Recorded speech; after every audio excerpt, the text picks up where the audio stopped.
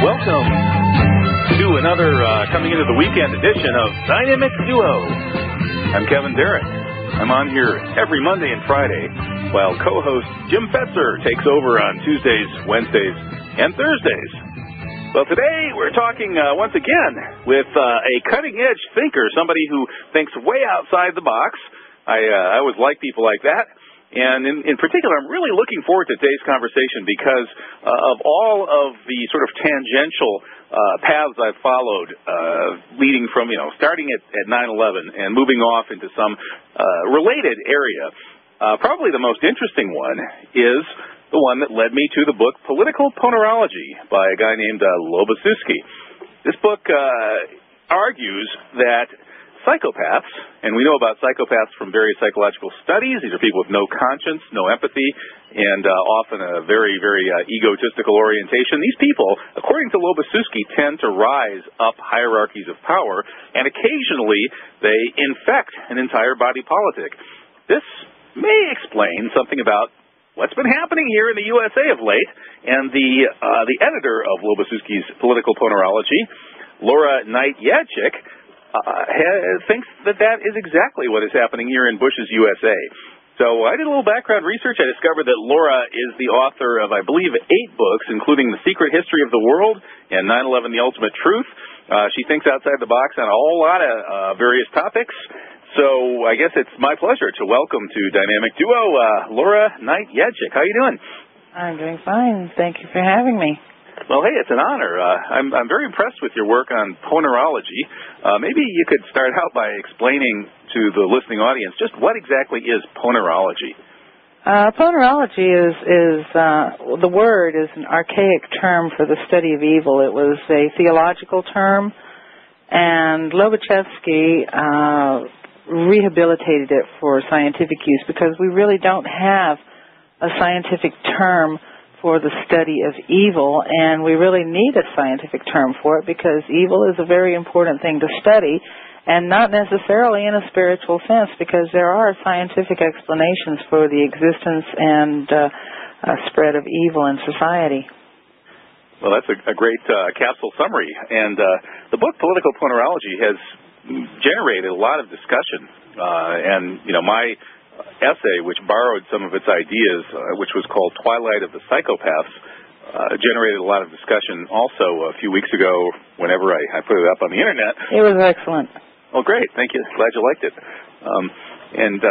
Do you think that Lobaczewski's notion that psychopaths can infect non-psychopaths and by doing that actually infect whole societies. This is something that's somewhat new. I don't believe any of the sort of standard people who work on psychopathy have made that observation before.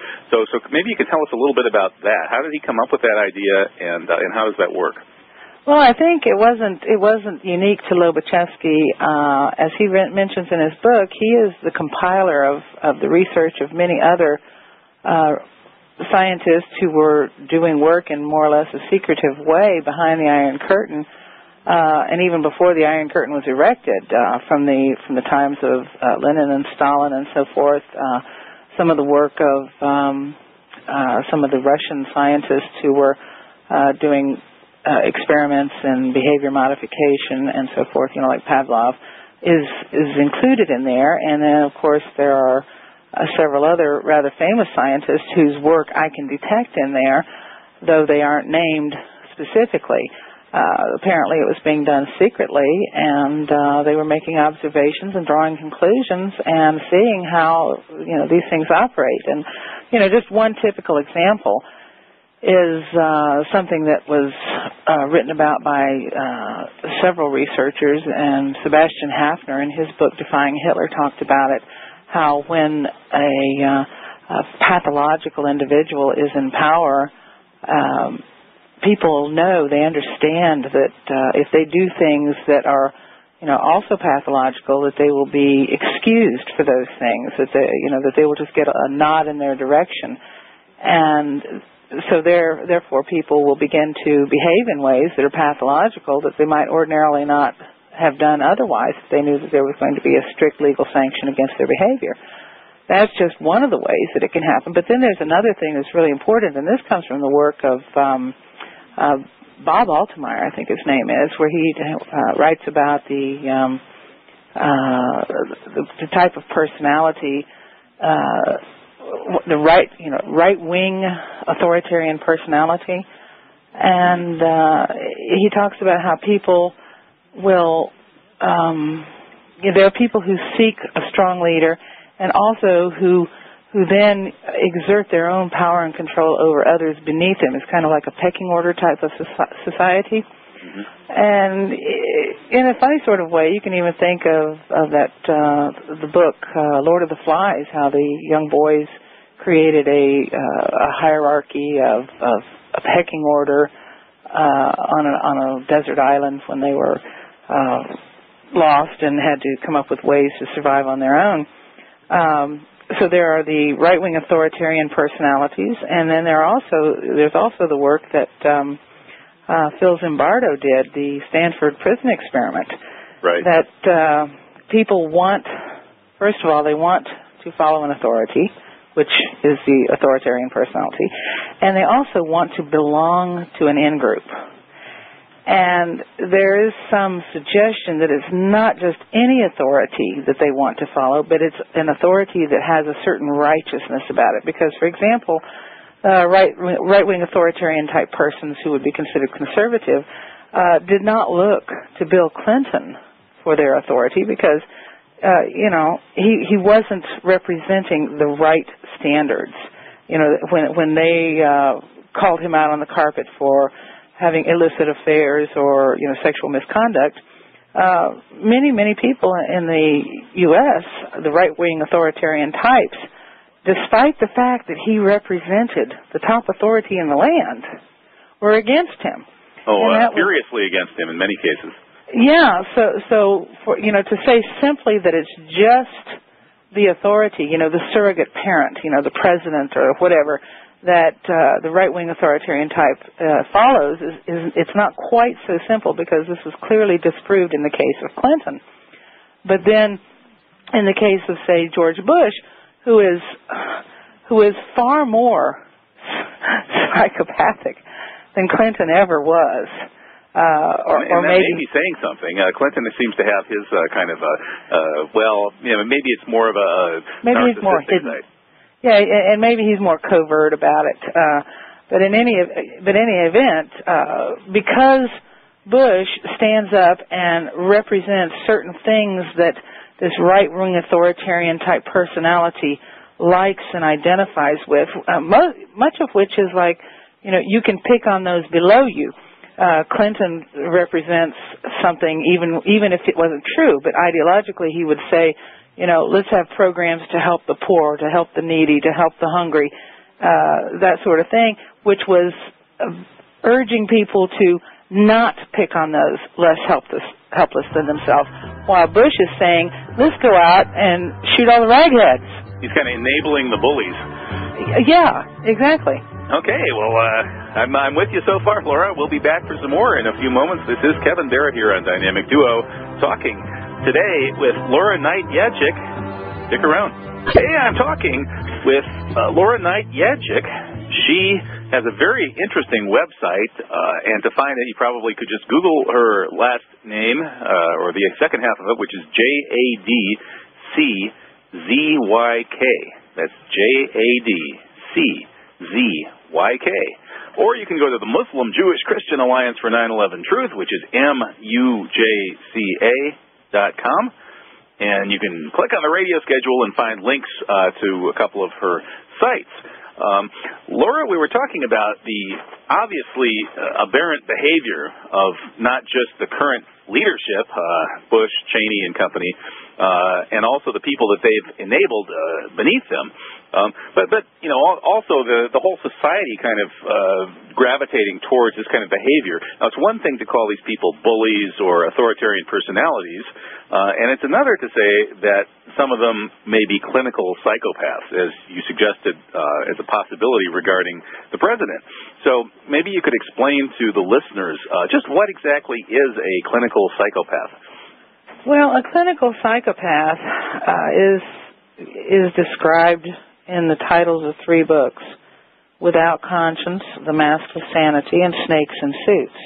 The psychopath is not, as many people think, necessarily a violent, aggressive, or even criminal individual. Right. Let me stop you there and say those books are by Robert Hare, H-A-R-E. Robert Hare, Hervey Cleckley, and Hare and Babiak. Right. And then Martha Stout has also written a couple Martha Stout has written a really nice book. She uses the term sociopath, and I think that's because many psychologists are trying to shy away from the word psychopath because it has been so corrupted by connecting it with mad dog serial killers like Hannibal Lecter and so on. But I think that if you try to clarify things through, say, the DSM-4, the Diagnostic and Statistical Manual, the Bible for diagnosing, that you find that using the word sociopath is a way of describing behavior that's more external or viewable than something that's hidden inside, such as a lack of conscience. And so by doing that, you would miss a lot of the true psychopaths who do most of the destructive things in our society, because they wear a complete mask of sanity. And the real issue is conscience. They don't have one. And that means they really don't have one. Of course, Martha, in her book, moved very close to asking this really big, important question, which is, what is conscience? And she talks about it in certain ways, and she finally comes to the conclusion that basically a conscience is based on love, that conscience is a feeling of obligation to other people based on emotional attachment. Right. And that's a really interesting concept. She opposes it to the Freudian idea of superego, which is kind of a parental, controlling, disciplinary little voice in the head. Introject. Right, and authoritarian. But that isn't, superego isn't really based on love. No. And Martha thinks that this love is a sort of a cosmic connection in a way between all beings and especially all people, so we can sort of empathize a little bit with other people based on this kind of love. And the lack of that seems to be the chief characteristic of the psychopath. Well, Martha gets a little bit antsy when she starts approaching the spiritual aspect, but she almost comes out and says that psychopaths are soulless. And this is an interesting thing because Hervey Cleckley came very close to saying the same thing himself. He ifed and butted around it, but that's pretty much what he said. And if you look around the world and look at what's happening in the world, and if you study history, which is my main thing because I come at this from a historical point of view, you see that for the vast majority of historical times, and probably even prehistorical times, we can't tell except archaeologically about those times, but there has been a vast preponderance of what appears to be absolutely soulless behavior on the part of the rulers of our world and those people who follow them or become their tools. It's really frightening when you review what has really happened on this planet and continues to happen even today. Right. That was kind of the point of my essay, Twilight of the Psychopaths, but it appears in a sense that almost throughout recorded history we've had this kind of ruling class of people without conscience, and you can sort of see why that would happen, since so-called civilization is really kind of a protection racket, run by some kind of military chieftain who then organizes a bunch of killers to threaten and kill peasants in order to steal their food, then redistribute the food to the soldiers, that is the killers, to keep the whole thing going, and the scribes, who become the keepers of the key to literacy, and that really makes you rethink. Well, don't forget the role of religion in here, because throughout history it has been religion that has kept people in line. Religion and power, politics, have always been very closely intertwined. And that's pretty ironic, though, because religion is supposed to deal with the domain of the soul. Well, it's supposed to, but it doesn't necessarily do it in a way. Religion is the biggest psychopath of them all, because it wears an almost complete mask of sanity. It presents itself as a very kind, authoritative, benevolent caretaker of the human race, and it really isn't.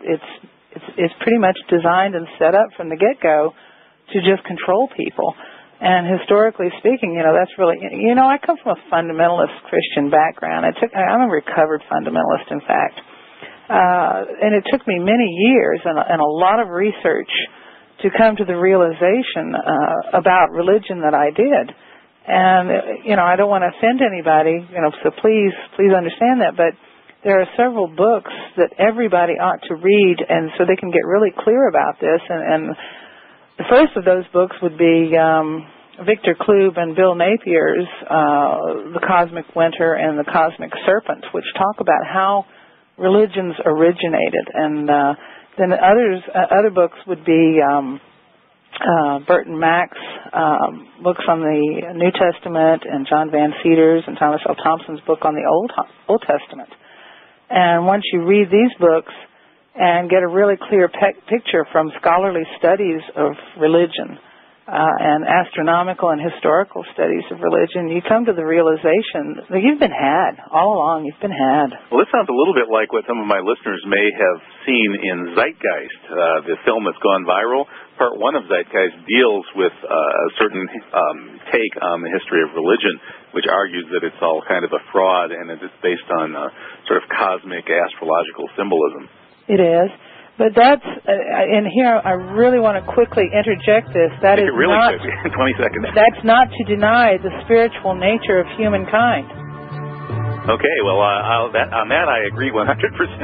We'll be right back. This is Kevin Barrett. I'm having a conversation with Laura Knight-Jadczyk. She is the author of 8 books and the editor of the wonderful book Political Ponerology. We'll be right back. I'm Kevin Barrett. Today I'm talking with Laura Knight-Jadczyk. She has written 8 books and edited Political Ponerology, which has kind of set off a whole lot of interesting fireworks all over the Internet. We're talking about psychopaths, people without conscience or without soul, depending on how you define them. And Laura, you were just saying that you see religion as being essentially kind of a racket for keeping people in line with the masters of religion, like the masters of the rest of civilization, tending to be these soulless people. I guess I don't see it quite that way.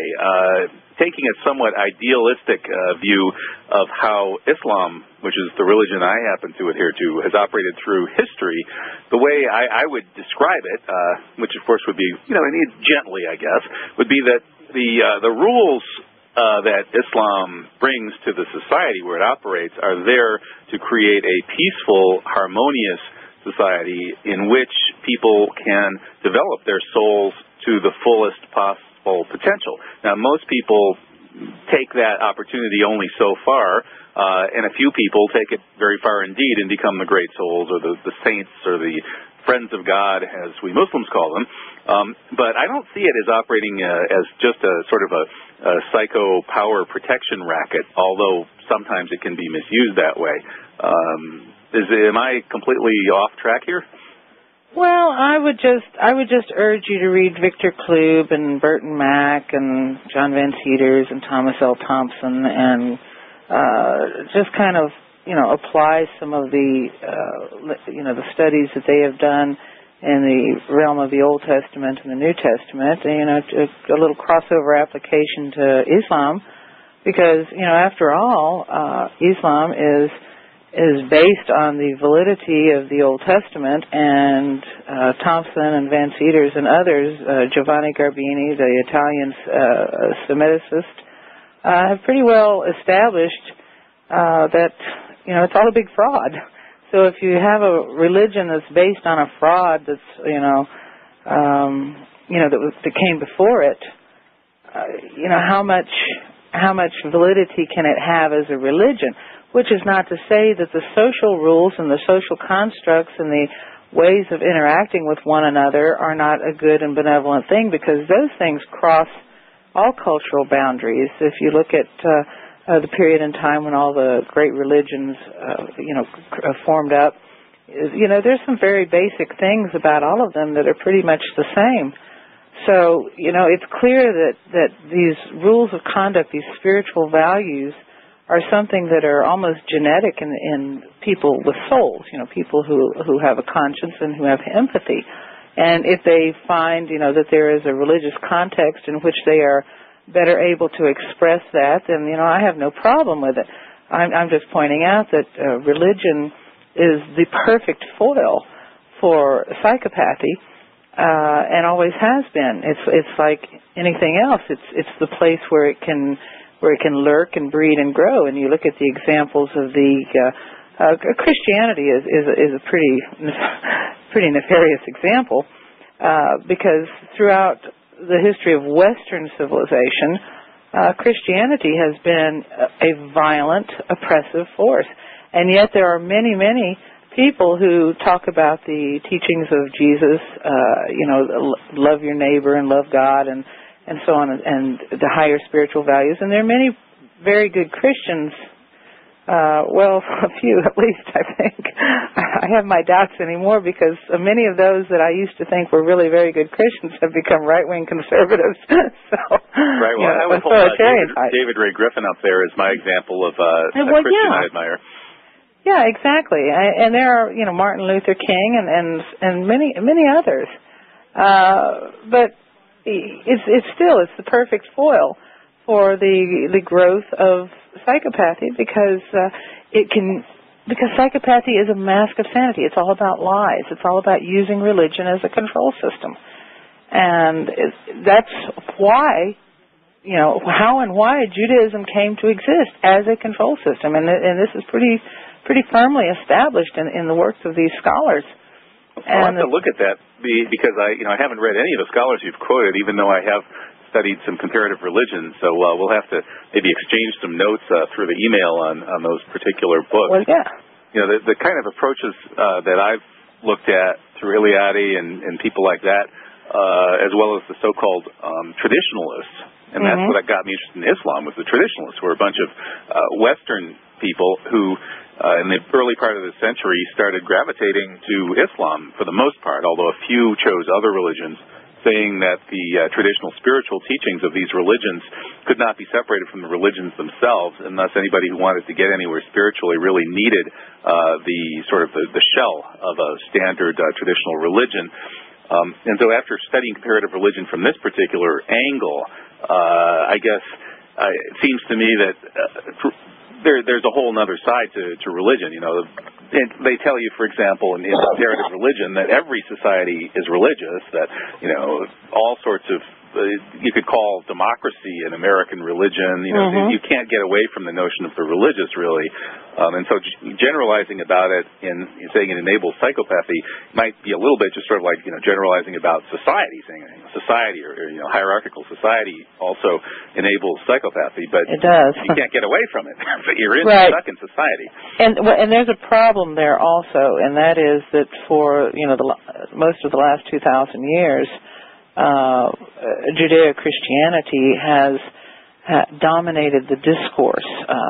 It has led to, the various contentious issues between, say, the Catholic Church and the emergence of Protestantism and so forth, have led to, say, the birth of science, which is an interesting thing, that religion, the ideas of the Protestants led to the Renaissance, and then to certain scientific ideas, getting rid of the whole, the sun goes around the earth thing. So that when that happened,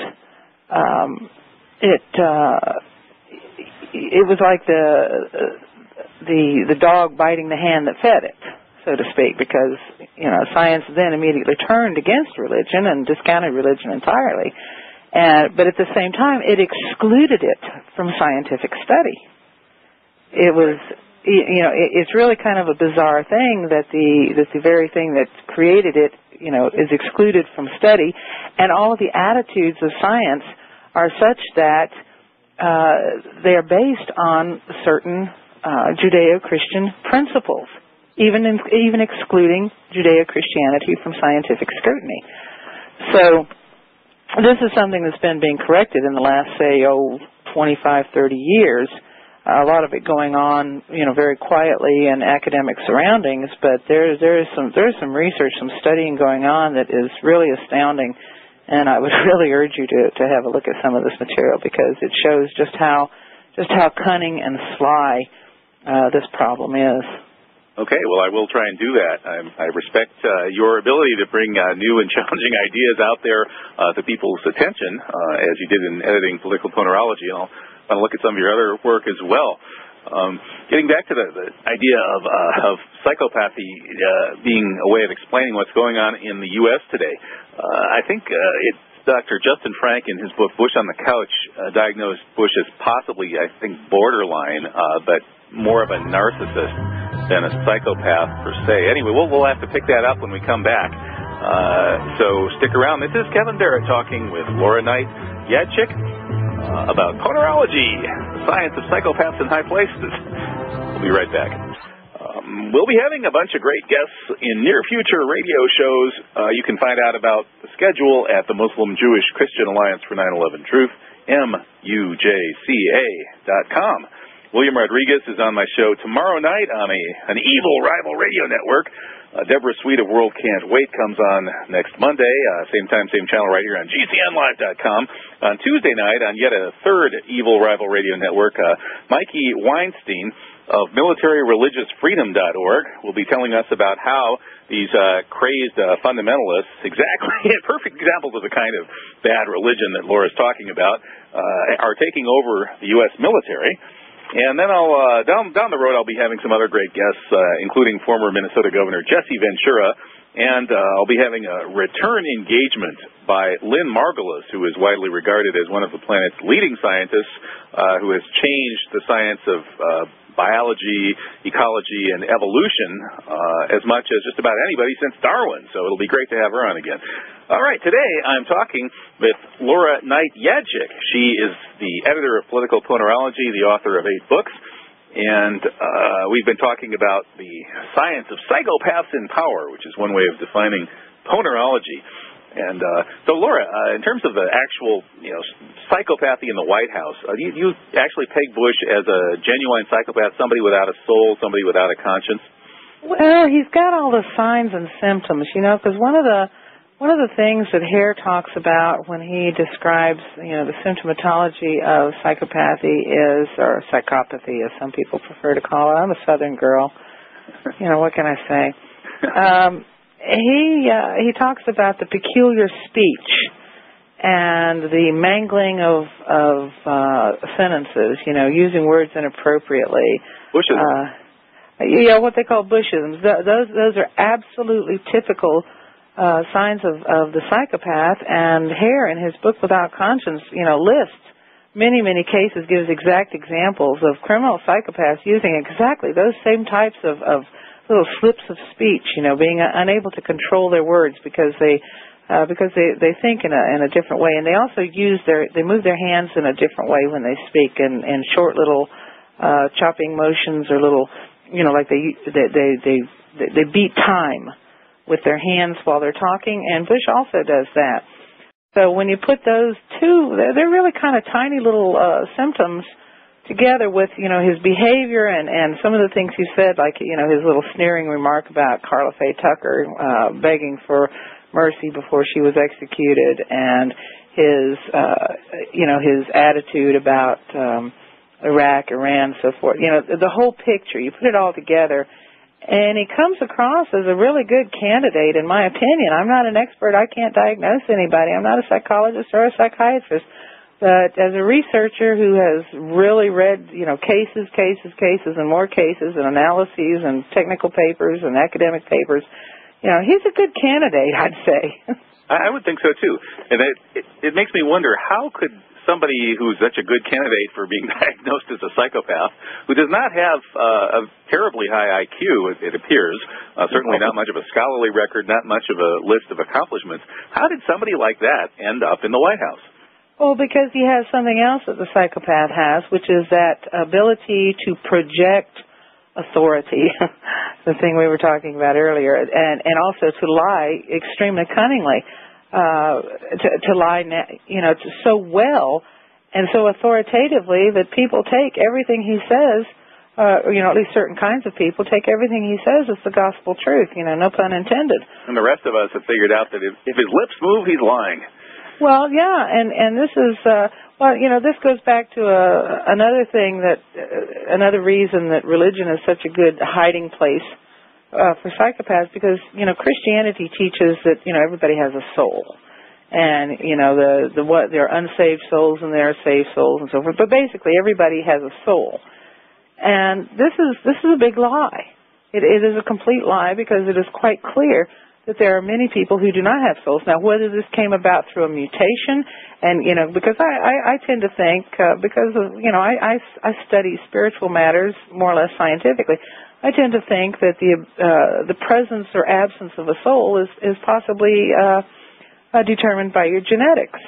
And so what if the genes that help interface with the spiritual nature were lost or damaged in a mutation incident somewhere, 6,000, 10,000 years ago, and there is a line of genetic psychopaths that began to thread its way through human society, and because of their breeding habits, they tend to reproduce rather well, because, the men, the psychopathic men, they go on the move, and they breed indiscriminately, 10 wives, 25 kids from, however many women, and they don't even have to be married to them. Rape is a great way of spreading the psychopathic genes. It just strikes me that, and there is that funny little website that talks about the possibility that Barbara Bush was the daughter of Aleister Crowley. Oh no! You're my first guest that actually brought that up. That's the one conspiracy theory that even I can barely handle. I mean, I just cracked up when I read it. I said this is just the most ridiculous thing I've ever heard. But then you look at her face and you look at Crowley's face and you say, those pictures and whoever put it together, they actually did collect some data. And good Lord, there are some really crazy things going on this planet. So for all we know, and psychopathy is thought by many researchers to be a sex-linked gene carried by the mother, passed on to the son. Oh boy, when I'm studying conspiracy theories from a folklorist perspective, and of course you should put that in quotes, because the government's own story of 9/11 is of course an outrageous conspiracy theory itself. Yeah. But what the kinds of things that tend to get called conspiracy theories, which we do study in folklore, if you want to come up with a sort of a mathematical formula for figuring out which ones are interesting, you can multiply their plausibility based on a certain kind of evidence. That is, could this actually be true? by their complete outrageousness. Right? Yeah, I mean, it's like an inverse ratio. Right, and this one actually scores pretty well, because... You're kidding. You're kidding. Oh, my God, that is funny. But, I mean, I read it, and I said, I immediately discarded. But anyhow, that's just one of the things that I think about when I'm looking at these things, because, Barbara Bush is a Pierce. And the Pierces were Percys. Well, my great-grandmother was a Pierce, so I'm very distantly related to Barbara Bush. Oh. But I can tell you right now that my line of the Percys was not those crazy people that she comes from, because, I mean, I just have no truck with that kind of. So hopefully you're not a descendant of Aleister Crowley and a cousin of Barbara Bush. God, well, no. All right, well. But it's a funny thing, and the fact that that I think about this issue of the soul and soullessness and consciencelessness, you just begin to understand how it can spread in society, not only genetically, because American society is adaptive for psychopathy. I mean, the dog-eat-dog world of capitalism. Right, Martha Stout makes that point pretty consistently. Yeah, I mean, it's just the perfect environment for it to grow and spread. And then the problem is when psychopaths get on top and they start making the rules and think about the legal system. I mean, the legal system is set up to make it possible for psychopaths to get off, because you have somebody sitting there that's swearing to tell the truth, the whole truth, and nothing but the truth. This oath is going to act on a person of conscience. they will take this oath and they will tell the truth because they believe in this oath. A psychopath will not. He'll swear to tell the truth, the whole truth, nothing but the truth, and mean not a word of it, and lie through his teeth all the way down the line. So the jury, who doesn't know either of the people or anything about them or their past or their acquaintances or associations, and they're not allowed to know those things, have to evaluate the case based on just what is presented in court. And if the psychopath is a good liar, he wins. Right, and even if he's not any better of a liar than the other person is a truth teller, the jury might split the difference. Yeah, so the system is set up for psychopaths. Yep, I'm afraid you have a point there, and we'll be back to take off on that point when we come back after the break. So stick around. This is Kevin Barrett talking with Laura Knight-Jadczyk about ponerology, the science of psychopaths in power. Well, today I'm talking with Laura Knight-Jadczyk. She is the editor of Political Ponerology and the author of 8 books. Her approach to the psychology of George W. Bush is one of the most interesting I've come across. Ranks right up there with that of Paul Levy, author of The Madness of George W. Bush, who has a somewhat different but also spiritually informed take on the craziness that's taken over our land. Well, Laura, we do have a call, so let's go ahead and bring on the caller. It's Rudy from Michigan. How you doing, Rudy? Not bad. How you doing? Pretty good. I was really interested in the topic you're talking about, and I was wondering if you guys could discuss how a psychopath uses their lack of consciousness to somehow control other people's subconscious and in some form brainwash them into doing what it is they want them to do. Oh, that's a good one. Yeah. Oh, yeah. Why don't you go ahead, Laura? You're the expert on this. Oh, well, I don't know if I'm the expert on it, but I can tell you what I've observed. The psychopath, first of all, as I mentioned, they come across as very authoritative. They also have these word glitches, like blank spots in their speech. And what tends to happen, because most people believe that everybody has a soul and everybody is like them, the normal person will project onto the psychopath and fill in the blanks. It's like driving down the road at night and you see a sign ahead that says M blank T-E-L, and you fill in the O because you know it says motel. Right. So what happens when psychopaths talk and they use emotional words but don't necessarily exhibit those emotions, we tend to project onto them, what we ourselves feel. Okay, so that's the first thing. The second thing is that a psychopath can use these emotional words to trigger in a person certain emotional states that cause them to think a certain way. Now, the psychopath knows very well what they're doing to the person because they are masters of human psychology, normal human psychology, that is. And at the same time, the psychopath may pretend that they, too, are feeling emotional. They may use words and they may mimic certain behaviors. They may even cry, shed a tear, crocodile tears. But all the while they're doing this, they are completely cold and calculating inside, and they are constantly observing the effect of everything they're saying and doing. And they can work a person this way and that way and the other way and get them to, to actually believe that black is white, up is down, and red is green, and inside is outside by completely confusing them. There's a process called transmarginal inhibition that was described by Ivan Pavlov. And there are several techniques that can induce a state of hysteria in a normal human being by playing on their emotions.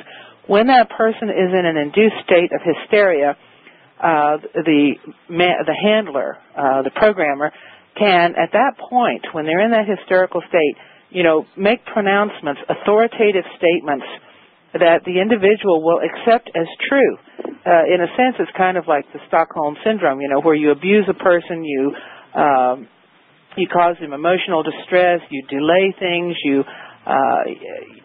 put them in all kinds of stressful situations, and then all of a sudden you say something kind or seemingly feeling toward them, and then they're so grateful for your kindness in their state of terrible distress that they begin to look on you as some sort of savior, and then whatever you say while they are in that state, they will believe that. They will come to adopt that as a fact and as truth because it's being said authoritatively to them while they're in a hysterical emotional state. Look at 9/11. For days and days and days, we watched repeatedly while these jets, were flying into the buildings were collapsing. The news programs were so focused on putting everybody in the United States into a state of hysteria, so that the story that the government had cooked up to explain everything that had happened was then pronounced authoritatively, and that is the reason why so many people came to believe it, and why they didn't rise up in mass and demand, better explanations for what happened, because the authoritative pronouncements were made while they were in a state of transmarginal inhibition. That's what Doug Rushkoff describes in his book Coercion, which was my inspiration in the other biggest viral essay I wrote, other than The Twilight of the Psychopaths, which I believe was called Apocalypse of Coercion. And Rushkoff says that this technique is used by car salesmen as well as mind control specialists. They pretty much separate the person from their normal sense of self in the world through torture or massive confusion, the sort of thing that they did to us on 9/11. And once they've done that, then they move in and regress the target to a heavy on the shock. Right, and step in as that parental authority figure that you were describing. I have one other comment. I also read quite a bit of stuff about covert aggressors and their bag of tricks, which to me seems like basically a psychopath with another name. Absolutely. And the one thing I see that is very telling of the way they act is when they use a defensive attack in order to disarm you, so that they can then subliminally give you whatever their ideas are and put them in your head. So what is a defensive attack? Yeah. Well, it's when they set up a situation where something you've said, they take it as offensive. So they show that they're hurt by your words. And you believe it. And so now you've been disarmed to defend yourself. Then they attack you under the defense of them being hurt when they really aren't. So you accept almost anything they'll say to you at that minute. Yeah, right. that goes to another line of attack, which is where the criminal or the psychopath or whoever attacks themselves, to feign an injury, or not to feign, but they actually have an injury. They injure themselves to make it appear that they are innocent. That's what the whole Pentagon attack was about. That was the fake self-injury to indicate that, of course, Dick Cheney and Don Rumsfeld, they were all there and they were being attacked too. Their lives were at risk too, so they couldn't possibly be guilty. But it was a precision attack designed to make sure that that they themselves were never in any physical danger, while at the same time it could be made to appear that they were. Right. They hit the opposite side of the Pentagon from where the top brass has their offices, and then of course they did kill 20-some budget analysts and accountants the day after Rumsfeld had announced that $2.3 trillion had gone missing from the Pentagon budget. Absolutely, and this one is so old that why people don't think about it, just astonishes me. I mean, look at Agatha Christie and all of her whodunit mystery stories. I mean, that was one of the more typical situations that she would write about, would be where the criminal would fake an injury on themselves to make it look like they were innocent. So, yeah, that's interesting, because Martha Stout actually talks about the routine that psychopaths pull by making themselves out to be the victim. Yeah, the victimization thing, right? The self-victimization. Yeah, pity me, pity. And pity play. Yeah. And that goes back to the covert aggressor. George Simon wrote a book called Wolves in Sheep's Clothing. And I really think that the majority of what he is describing is psychopathic behavior behind a very well-crafted mask of sanity. Okay. That sounds pretty convincing to me. I think this is one of the more interesting tangential areas I've stumbled upon since getting interested in 9/11 Truth. Hope you agree. We'll be back to talk some more. This is Kevin Barrett talking with Laura Knight-Jadczyk about ponerology, the science of evil and psychopathy in high places. We'll be right back. Today I'm talking with Laura Knight-Jadczyk about ponerology, the science of psychopathy. And and its relationship to political power. Don't forget that part. We do have another caller. It's I was told it was Julie Ann from Whitewater, but I know somebody named Joanne from Whitewater. Is this Joanne or Julianne? Yes, this is Joanne, right. I'm sorry. I kind of suspected it might be. How are you? A little bit. Really good. A fantastic show as usual. I've got a question about Barack Obama. And okay. I'm wondering about his hold on followers, especially young people. And I'm very, very worried about this, especially as it relates to larger policy issues and larger issues in which he could be involved. Again, we've had a candidate or two. Ron Paul is one of the candidates, of course, and we've got perhaps Cynthia McKinney, who would be opening some of the books about 9/11 and certainly exposing some of these important issues. And I'm wondering whether or not Barack Obama even understands these issues, or if they're on his radar screen. However, his cult-like followers will take his role of reality, his version of reality, whatever that is. Well, Laura, what do you think? I guess, we're talking about psychopathy, and Barack Obama, I haven't really studied him enough to have a sense of it, but I guess when you have highly charismatic leaders, you always want to kind of vet them for this, don't you? Well, it's funny because I was looking at him just a little bit the other day, and there was some stuff going around on the internet where they were claiming that there was some old-timey African prophet who had predicted that the United States would be taken down by a man, a son of their people, and it just happened to be the same tribe that his grandfather or something came from. I saw that too. I think that was reported by Sorsha Fowl, who I consider kind of only a medium sort of reliable source. I'm not sure. Some of the things that this group comes up with is pretty interesting, and I've got the idea that it's a psyop. But, right. They take things that are very interesting and unusual, and they give it the twist at the end or take it in exactly the wrong direction. Mm. And so I started wondering, why are they trying to, paint, Obama with such negative brushstrokes? So that piqued my interest, and then they mentioned his genealogy, so I had to look at his genealogy. It was rather, boring and mundane. He did have a grandmother who abandoned her child, which would suggest maybe a little psychopathy there, but then, mother to son type thing. But then that wouldn't pass to him because it was on his father's side. On his mother's side, there wasn't anything terribly interesting other than a suicide, and that doesn't necessarily indicate any deviant genetics. Isn't he related? Wait a minute, Laura. Is it really that genetic? Because I thought I read in Stout and Hare and so on that it was about 50% genetic. Well, it's actually more than that. When you start getting into the studies, you find out it's about 80% genetic, 20% environment. Especially when you're dealing with psychopathy. Now, if sociopathy and other things like that, it's a little bit different. But trying to get a handle on him, I'm just trying to look at him, and I'm thinking about it. And the main thing I think about when I look at these things is that it's really not about anybody getting elected, because I don't think that the American people have elected anybody for a very long time.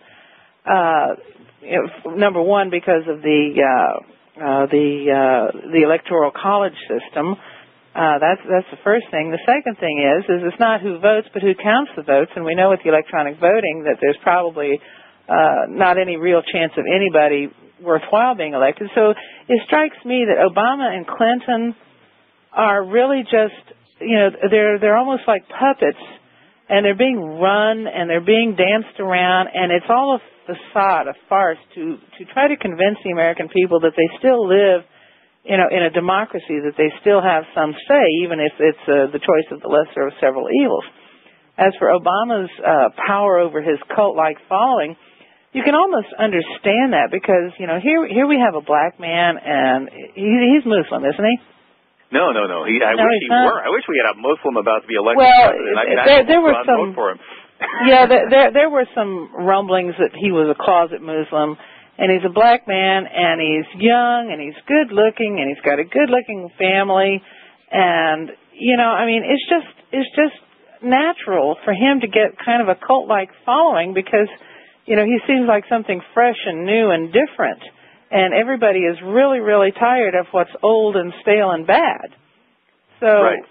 but the tendency for people to form cult-like, followings around anybody is pretty normal. I mean, they've done a study recently at the University of Leeds that shows that it only takes a minority of 5% of a group of people to influence the other 95% as which way they go in terms of just moving around.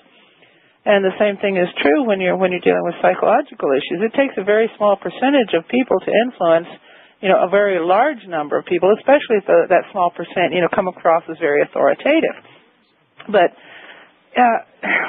is it really going to matter even who gets elected? It's the same power controllers behind the scenes that are going to be controlling whoever it is. Well, I agree with you there, Laura. I have had this debate on my shows, though, between people like Webster Tarpley, who think Obama is especially bad because Webster's idea here, of course, is that Zbigniew Brzezinski is not exactly just Obama's chief advisor, but in fact, according to Webster, Brzezinski handpicked Obama to be a candidate. I wouldn't be surprised. Right, just as he and Rockefeller, his controller, picked Jimmy Carter back in '76.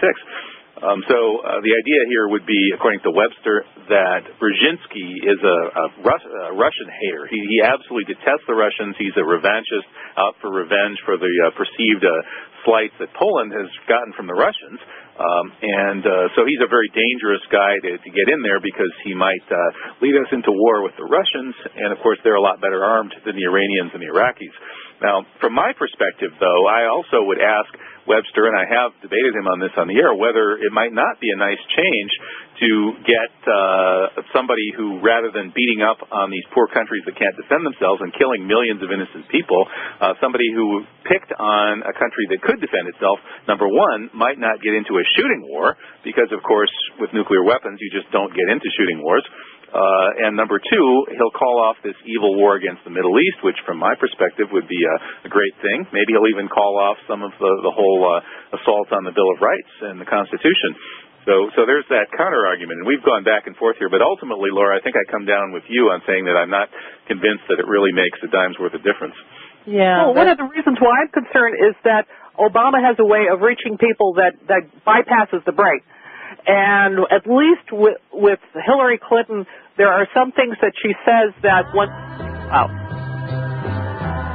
Okay, well, we'll have to pick it up after the break about what it is that Hillary says that I guess goes through the rational part of the brain rather than the charismatic hero-worshipping part that Obama supposedly reaches, according to this line of thought. We'll be back to pick it up in a moment. This is Kevin Barrett talking with Laura Knight-Jadczyk on Dynamic Duo right here on GCNlive.com. You're listening to GCNlive.com. And actually, that song is kind of ironic given the topic of conversation, psychopathy and political power, because, of course, John Lennon was one of those people with a conscience and who had accumulated a certain amount of power through his charisma over other people. And he seems to have been taken out by the psychopath in the same way that so many other influential people who have likewise had a little bit more conscience than the average powerful person seem to get taken out. Look at JFK. After he went toe-to-toe with the Russians over the missile crisis, he seemed to rethink militarism and, rethink this situation where millions and millions of people could be incinerated at the touch of a button, and he wanted to demilitarize, and the psychopath took him out. And, look at these other folks who get taken out, Malcolm X, Martin Luther King, perhaps Bobby Kennedy, and all these leaders in other countries, too, Mossadegh in Iran, and the Arbenz in Guatemala, and on and on and on. These people who have extra conscience seem to get killed, leading one to suspect that the people who are running the show have a lot less conscience than the average person. Am I barking up the right tree here, Laura? I think you're barking up the right tree. I've written exactly the same things myself. You see people like Princess Diana, who spoke out against the landmines, and John Lennon, and JFK, and Martin Luther King, and Bobby Kennedy, and just the list is what was his name? Paul Wellstone. Right.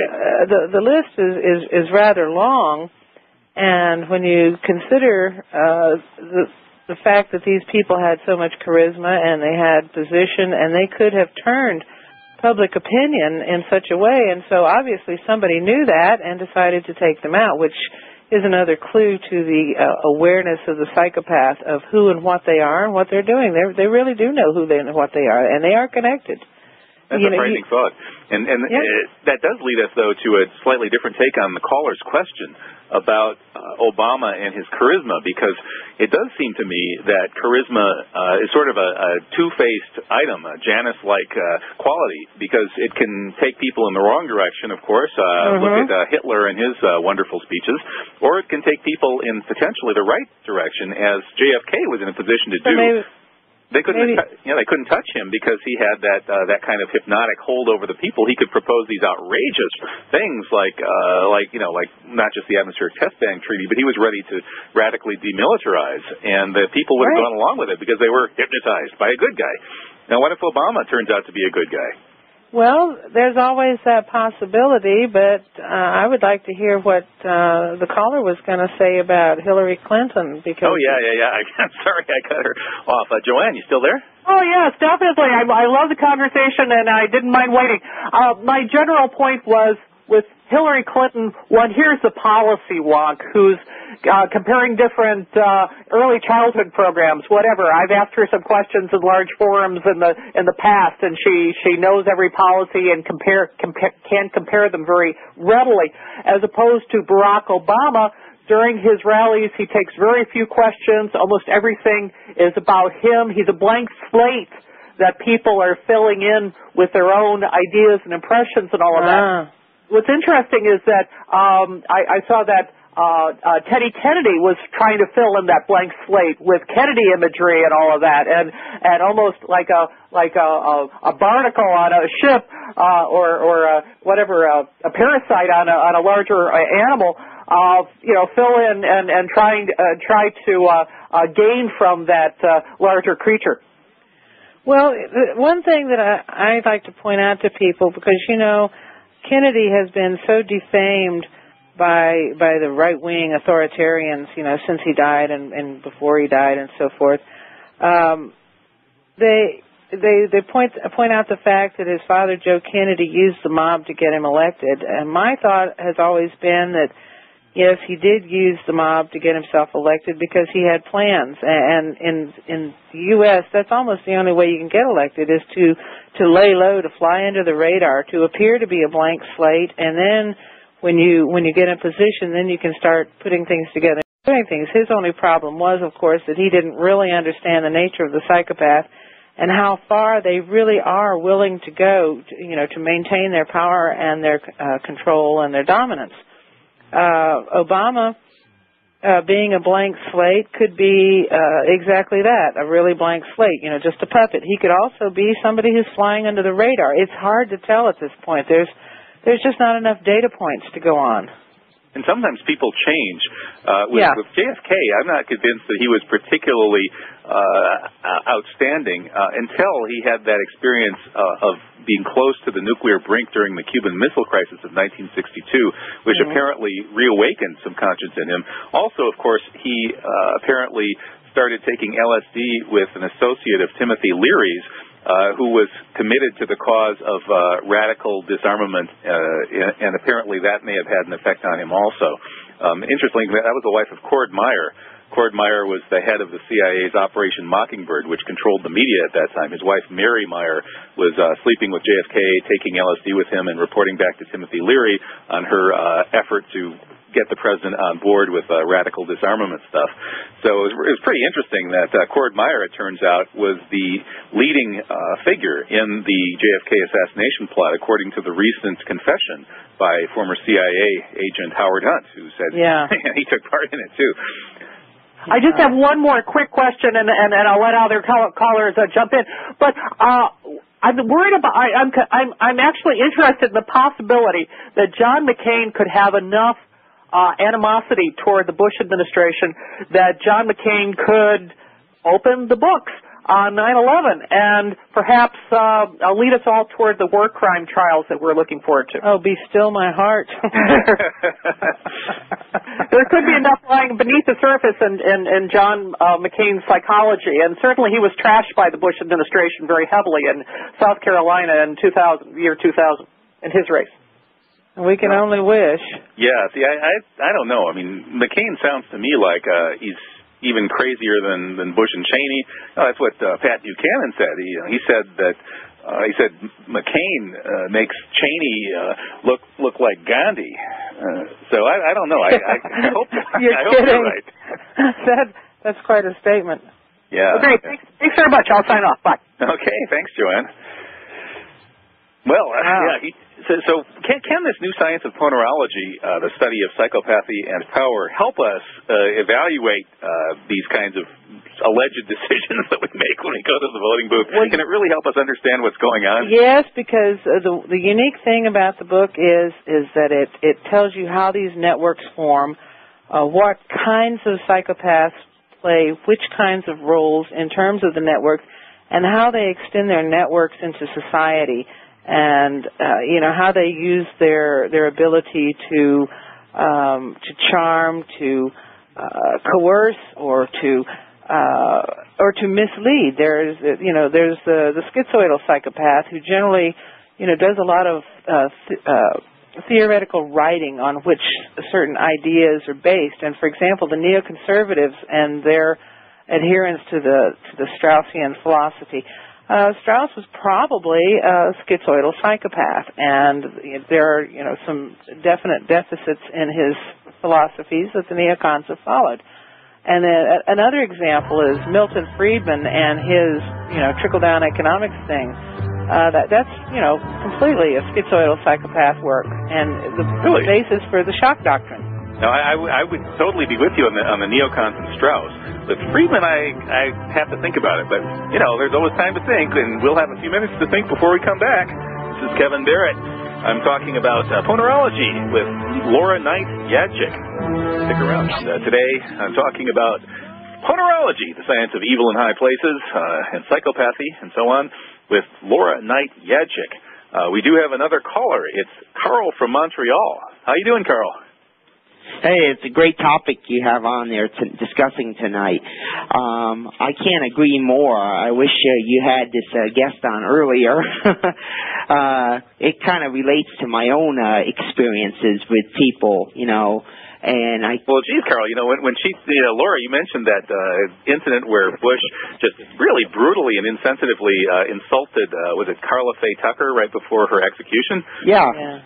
Well, Carl here is calling from incarceration in Canada, and the main reason he's locked up is because, Carl, you drew a political cartoon that was satirizing that horrible incident. Can you describe that cartoon? Well, it had Bush standing before Almighty God, and it had the words, "Please don't kill me," and it's kind of saying it in the same kind of manner, in that mocking manner, the way that, Bush had mocked Carla Faye Tucker with those words. The Secret Service apparently didn't appreciate your satire. And also, hearing her topic about the religious issue, and I agree a lot with what she's saying. I'm a Christian, but I don't accept Catholicism or Protestant theology because I grew up with family of Catholic and Protestant background, and I started going to churches, and I started seeing all the ignorance and the people that didn't have understanding of the Bible, and it seemed like there was just a lot of, blindness, people following more traditions, and I started searching for answers, and I started seeing that, a lot of people are just going off of what they think they know. And I started finding a lot of error that's a whole other story. So I started finding a lot of similarities between, the Bible and the Quran, where the Bible teaches submission to God and it also teaches the oneness of God.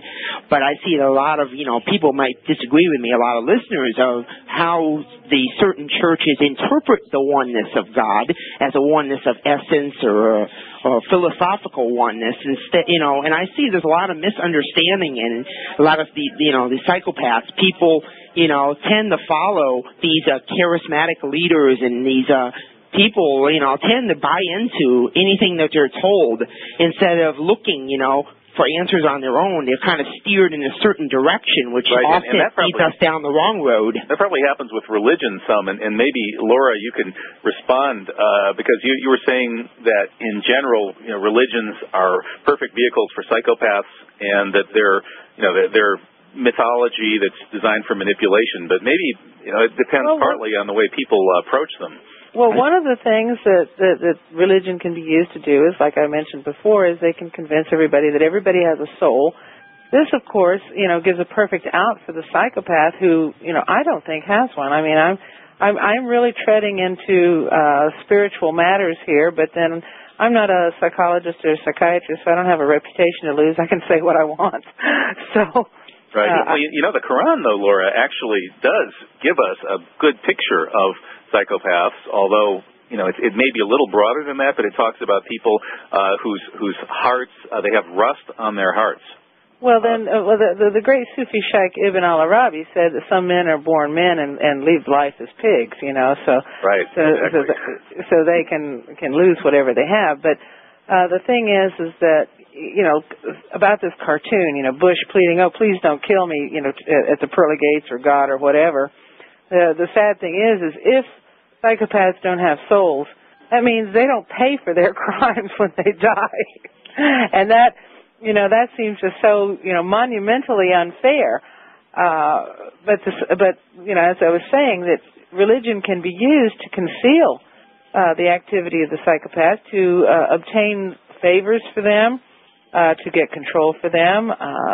It's been historically used repeatedly to control large numbers of people. And I just recently did a series of articles, or I'm still working on it, talking about how religion has morphed and changed over the centuries through interactions with different events in medieval Europe and so forth, and how the witch trials came along and what they did to outspoken women. That was just an excuse to get rid of any woman who had confidence, who had any material property. After the 100 Years' War, there were a lot of women who were widows, and they were in charge of their property, and they were assertive, and they were and the men who were in charge were a little bit afraid of this, and they had to find a way to get rid of these women and to take their property. So they instituted witch persecutions. So there's a lot of ways that religion has been used to hide the activities of psychopaths, and it's not just in the beginnings of the religion, which Judaism was created as a control system. I mean, that's all it was. Yeah. Right, and I agree with that as an observation that it happens. One example, I guess, would be that I've studied would be the Morocco of Hassan II.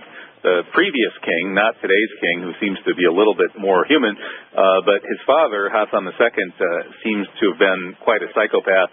He brought in the CIA to build a gigantic torture center, enjoyed killing and torturing his opponents, and so on and so forth. Did all this by justifying his rule as a descendant of the Prophet Muhammad and somebody with mystical baraka. He legitimized his rule through the religion. So I'm not saying it doesn't happen with Islam. It certainly does happen with all religions.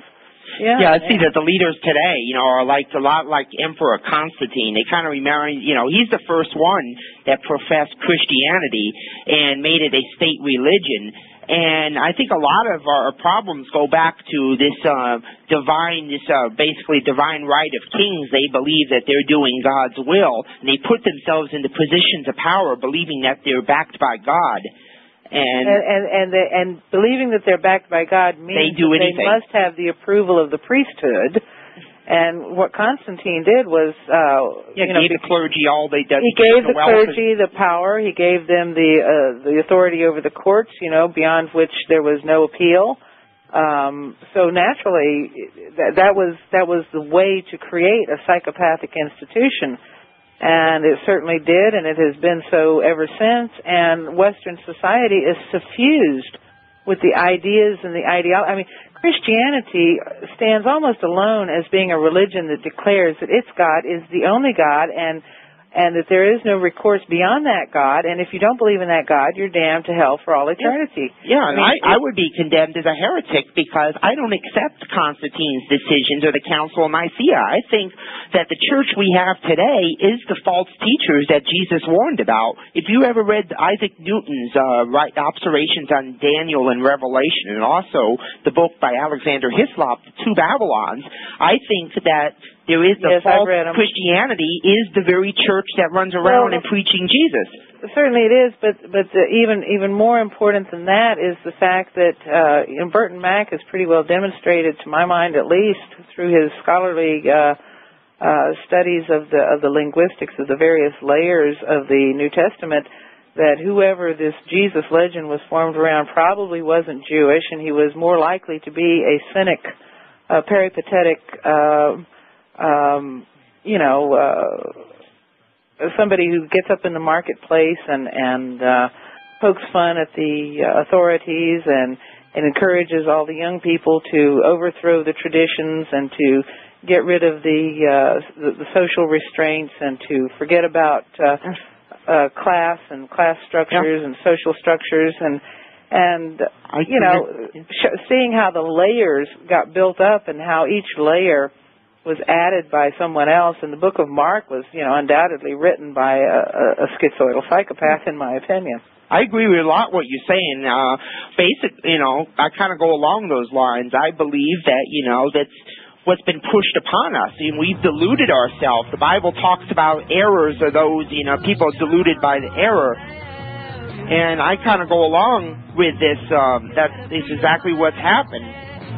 The bottom line is religion is used by psychopaths to control vast numbers of people in the name of politics. Yes. Okay, well, that's the last word, I guess, because we're coming to the end of today's Dynamic Duo Show. So I'd really like to thank Laura Knight-Jadczyk for coming on. It's been a great conversation. Thanks for having me. Okay, take care. And don't forget my website. Tell us the website. SOTT.net, SOTT.net, N-E-T. SOTT.net. All right. That's it. Well, thanks. Okay, bye-bye. Okay, we'll be back here again on Monday, so stay tuned to GCNlive.com. This is Kevin Barrett signing off.